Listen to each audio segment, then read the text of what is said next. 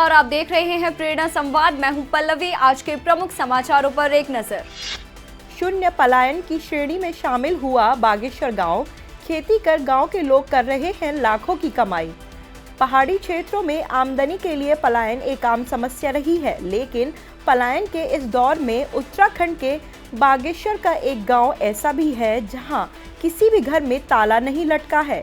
किसानी से बागेश्वर का उडेर खानी गांव शून्य पलायन की श्रेणी में आ गया है।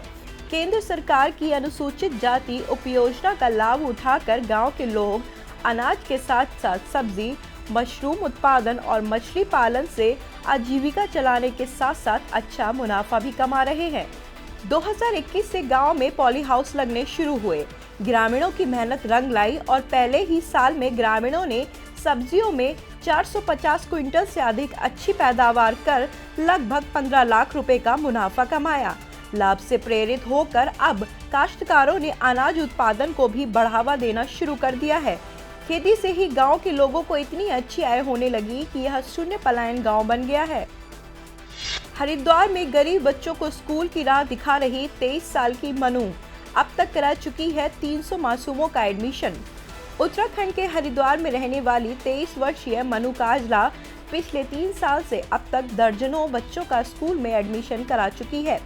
मनु ने ऐसे बच्चे जो अपने जीवन यापन के लिए भीख मांगकर पेट भरते थे, उन्हें शिक्षा से जोड़ने का प्रयास किया है।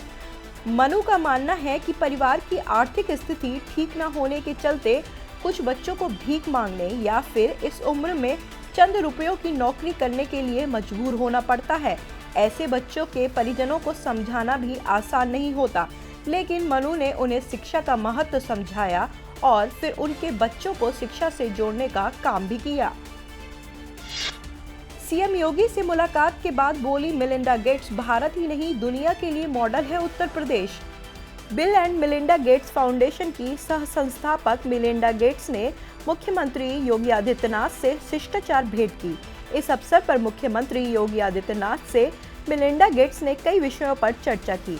मिलिंडा गेट्स ने प्रदेश में हुए विकास कार्यों को सराहा और कहा कि भारत ही नहीं दुनिया के लिए यूपी एक मॉडल है। उन्होंने कहा कि अंतिम व्यक्ति को ध्यान में रखते हुए स्वास्थ्य सुरक्षा, वित्तीय समावेशन, पोषण, शिक्षा और महिला सशक्तिकरण आदि क्षेत्रों में उत्तर प्रदेश की कोशिशें प्रेरणा देने वाली हैं।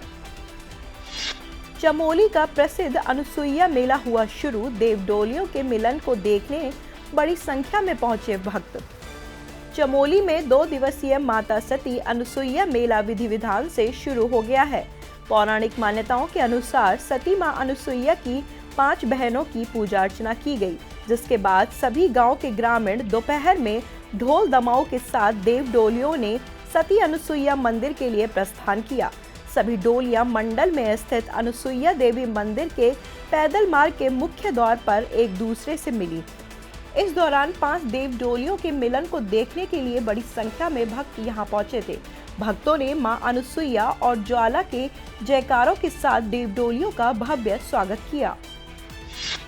काशी में मनाया गया प्रसिद्ध कार्तिकेय दीपम उत्सव। हजारों दीपकों की रोशनी से जगमगा उठी काशी। काशी हिंदू विश्वविद्यालय में चल रहे काशी तमिल संगमम कार्यक्रम में प्रसिद्ध कार्तिकेय दीपम उत्सव मनाया गया। इस अवसर पर बीएचयू के छात्र छात्राओं सहित तमिलनाडु से आए लोगों ने भी बड़ी मात्रा में बढ़ चढ़कर हिस्सा लिया और 5100 से अधिक दीपक जलाए। बीएचयू के एमपी थिएटर का ग्राउंड हजारों दीपकों से रोशन हो उठा था। इस आकर्षक दीपोत्सव कार्यक्रम ने वहां मौजूद लोगों के साथ साथ अन्य लोगों का भी मन मोह लिया। साथ ही बड़ी संख्या में युवक युवतियों ने सेल्फियां भी ली। अब एक नजर आज की प्रमुख सुर्खियों पर। तृतीय वर्ष संघ शिक्षा वर्ग का समापन समारोह सर संचालक डॉक्टर मोहन भागवत करेंगे संबोधित। अब ब्रिटिश कालीन जॉन्स पब्लिक लाइब्रेरी का बदलेगा नाम। काशी में किन्नरों ने किया पितरों का तर्पण। महामंडलेश्वर बोली 300 साल के बाद किन्नरों ने शुरू की नई परंपरा। वृंदावन में कार्डियोथोरेसिक वैस्कुलर सर्जरी यूनिट का हुआ उद्घाटन।